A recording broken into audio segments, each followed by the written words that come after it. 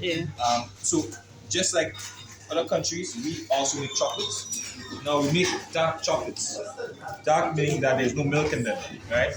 So persons who are lactose intolerant, they can eat these chocolate bars.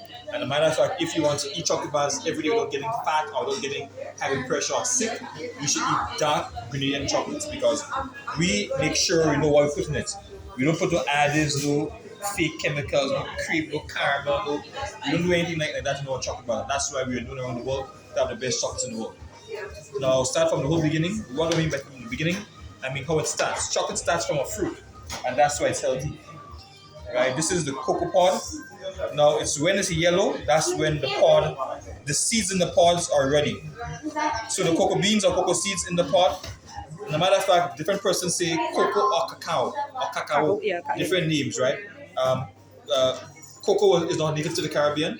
It was brought here during the Napoleonic conquest when Napoleon was conquering the world. It was brought here with slaves. So cocoa is native to West Africa and Mesoamerica, Mexico.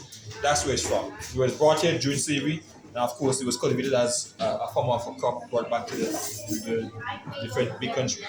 Now, this is the seeds in the pod. It's wet right now, it's fresh. Right now, it's a fruit. What I mean, you can suck the seeds. Yeah. Very sweet, right? Try one.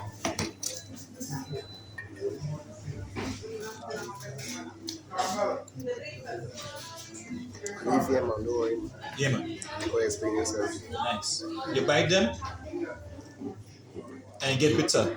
So that's where the chocolate is inside the seeds. Seeds purple. Just so I And know that. yeah, and one thing, if you look at, so this is what is cocoa? Some say it's a fruit, some say it's a vegetable. I say it's both. But one thing I know about vegetables is that when the vegetable is purple and you eat it, it's good for the blood. So cocoa is good for the blood, right? What's cocoa? This is the cocoa beans. When you sun dry them, they become brown, and then you get to sell them to different factories. Sell them to America, England, Switzerland, Germany. All countries buy them like this. And the first thing what's done is roasting. So you can roast them like when you're patching nuts. Buy ground nuts, you patch it. And then once you do that, you take off the shell.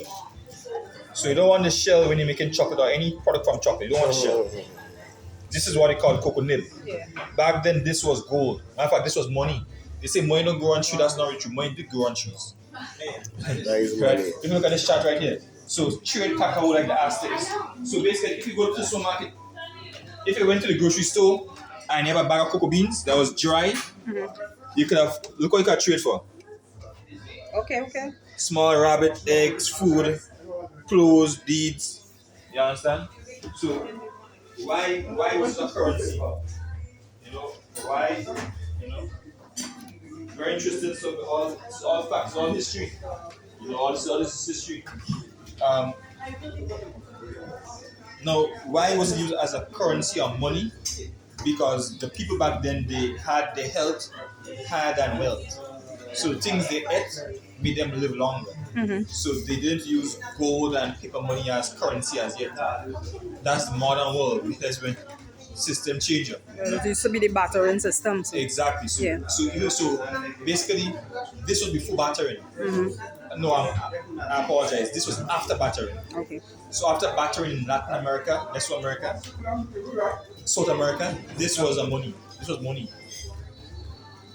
The most dominant people there was the Aztecs and Mayans, and the Olmecs passed it down to them. The Olmecs was the ancient black man, Marcus Garvey, the ancient black man, that ruled South American. They passed on to more the Indian type of Aztec type of people, and they use it with a mortar and pestle just like what we taught them. But an hour and a half I take the point up to get cocoa. So this cocoa nib gets you to cocoa.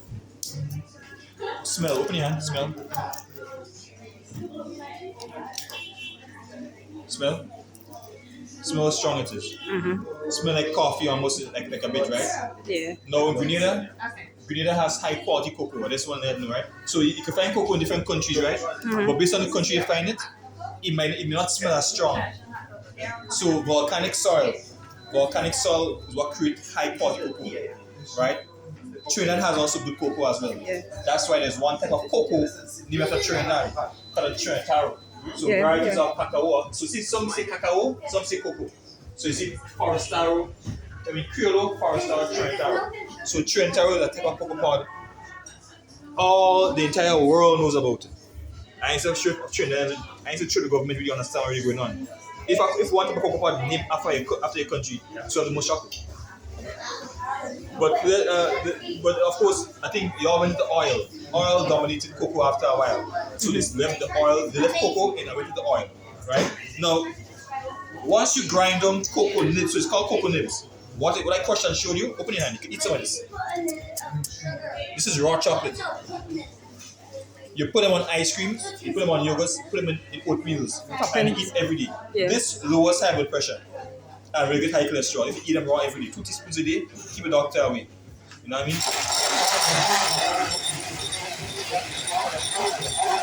Right. So now we have cocoa. Now this is cocoa. It's not your chocolate. Feel, smell. You leave pure cocoa just like that for 20 minutes, and that's why the Aztecs and Mayans. So in Latin America, they actually worship cocoa. They thought the god of wisdom, the feathery snake, Quetzalcoatl, blessed them with cocoa for them to use and drink and to live long. Because why? If you leave it for 20 minutes later, indestructible. It lasts for a very long time. So when the Aztecs and Mayans crushed up the seeds, got the compound cocoa and left it there for days, it would stay like that for a very long time without withering or without it losing its potency. Cocoa has lots of minerals: magnesium, potassium, fiber, zinc, iron, phosphate. Everything that vegetables and fruits have, cocoa has in it. So it's a superfood. But basically we have been eating bad chocolate. So when you buy Snickers and M&Ms and these commercial chocolates, how much cocoa is in the chocolate bars? Well, I'll show you. In Grenada, we have a reputation to uphold. So we want to make good chocolate. We don't want persons to say, well, first of all, in the 18th century, Belgium made a law. Belgium chocolates were banned if it was under 40%. So if it was under 40% cocoa, you couldn't call it chocolate. So we have 65%, 60, 7 to 1, 75, 82, over 100% of this in the chocolate. So if it's 100%, that means there's no sugar. So how to make this and how to turn cocoa into chocolate? Put the nibs, the raw chocolate, in not this machine, but this machine. Stone wheels grinding for 2 days. It's called a Conchi machine. You can buy them. They cost about $38,000, right? The machine is always left overnight. Keep grinding, turning this into liquid. Cocoa into liquid is 100% dark chocolate. Just like how cocoa gets hard, dark chocolate will not melt. It only melts if there's little cocoa in the chocolate. So how to make it commercial chocolate? Once cocoa becomes liquid, you add sugar, milk, cream, caramel, preservatives, additives, palm oil, vegetable oil, right? Walnuts, peanut butter. All these things you add into the actual mixture, you lessen how much cocoa is in the chocolate. So that's why if you just add sugar alone in small amounts, then you have rich dark chocolates, and that's what Grenada does. We have the best chocolates in the world, right? Now, besides chocolate bars, we also have cocoa butter. Before cocoa becomes hard, you can press all the oil out of it.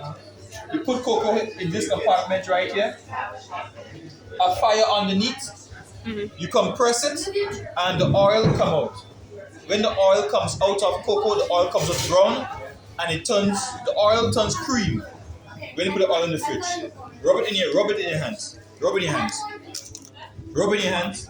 and then rub on your skin. Like my friend here, she's going wild with it. So guess what? No mosquito bites. If you have eczema, if you have acne, it's all gone. If you have any skin complications, all gone. This is organic, authentic cocoa butter. Helps your skin. What's the price of one of those? We have some for $8, some for $7, some for $8, some for $11. They're all organic. They will not melt. Only when you rub in your palm of your hand, it will melt. You put on your skin to heal your skin and help your skin stay moist against the harmful sun. So once you squeeze all the oil out of cocoa, it stays like this in the machine. So without any oil, you could grind cocoa without the oil, and you get cocoa powder for hot chocolate. If you smell the sides, it smells a bit like cocoa. Yeah. Yeah. It wouldn't smell as strong as before, but this is what the factories have in all the countries all over the world. It never ends back 100% into a packet to you, but we try to say in the shop 100% cocoa powder, 100% chocolates, butter, and ball. Of course, one more thing, the ball, you grind, you either shave it in hot water or drop the whole ball in a pot of water boiling. When it boils, then you add sugar and milk and there. So this is the whole vibe. Of course, after this, since the samples, we have samples on the fridge. Alright, Samples okay. of chocolates. For the samples.